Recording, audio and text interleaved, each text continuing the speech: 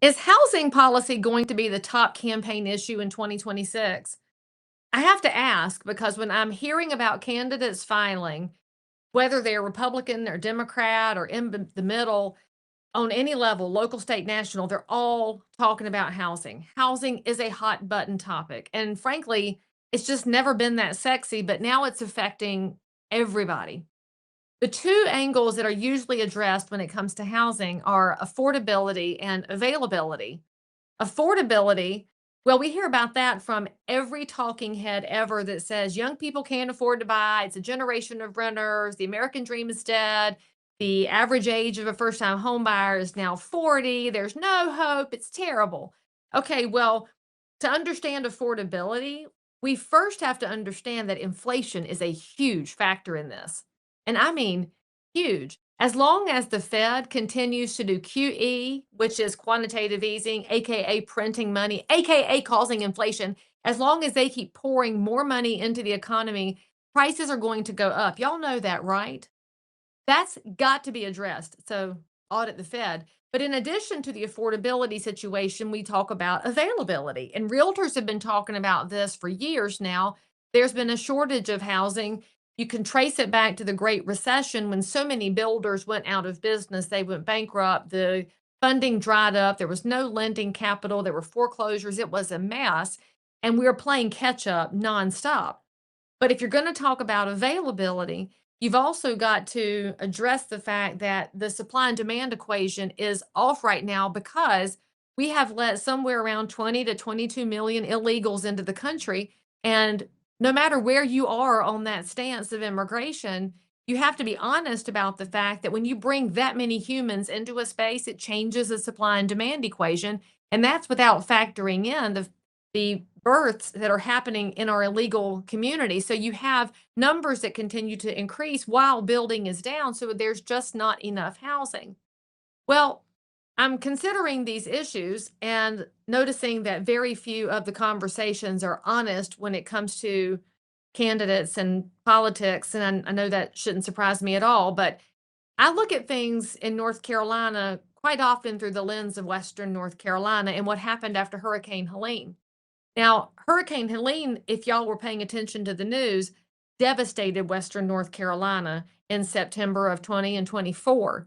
We are still trying to figure out how to help the people who were impacted by that storm. The media moved on about 2 days after the storm. They didn't care because a lot of the folks that were impacted were not super wealthy.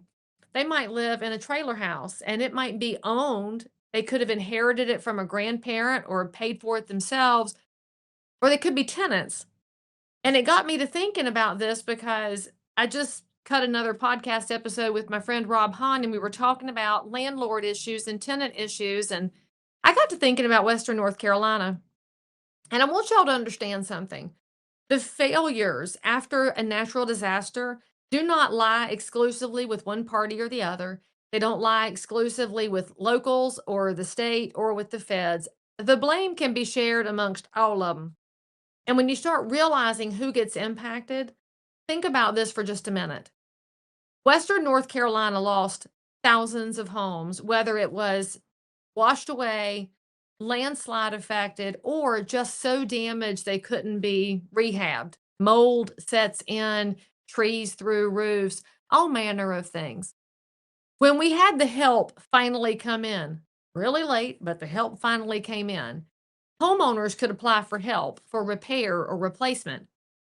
Homeowners. So a single family homeowner can apply for help. Now, the money's been very slow getting distributed. They haven't said yes very evenly, and it's a long, slow process. But there is a long, slow process. There is some money for that. There's not, to my knowledge, been an answer for the tenants.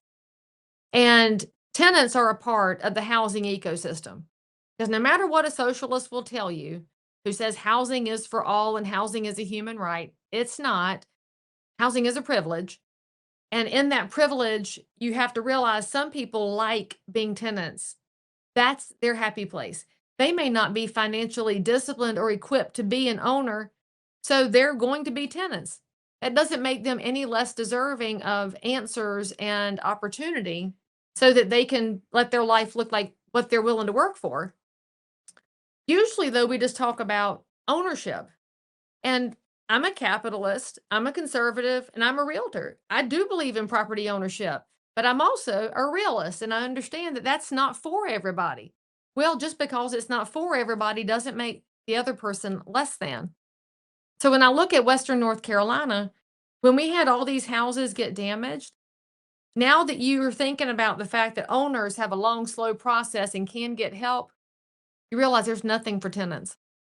They didn't have a program to apply to beyond the emergency assistance available at the beginning, and for some of them, they don't have anywhere to rent now because there's also no help for landlords. The programs that have come out have been exclusively for property owners, and that's for owner occupants. You gotta pay really close attention to the language, but I'm concerned about landlords, and here's why. I met with a couple, and they were renting a single wide trailer for $300 a month. That was an older trailer. It was providing very affordable housing. Next to them was another single wide where their son lived, also renting for $300 a month. So, in addition to having affordable housing, they were able to be in proximity to each other.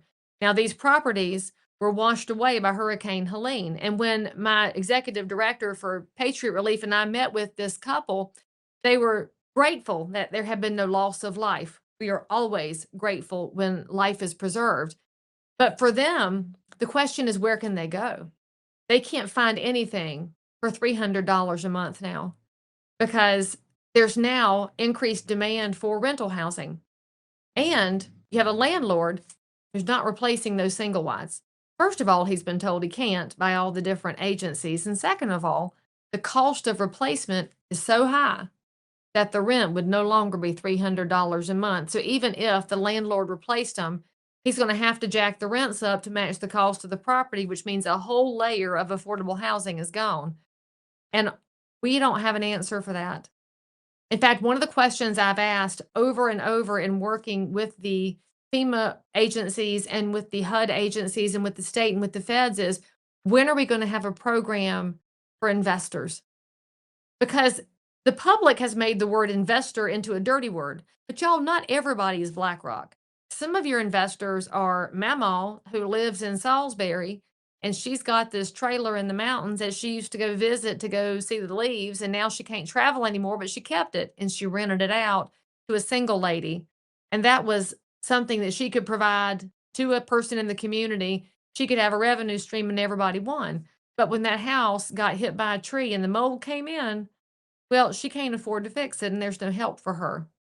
That tenant is now living in an RV because that's the only affordable option she could find.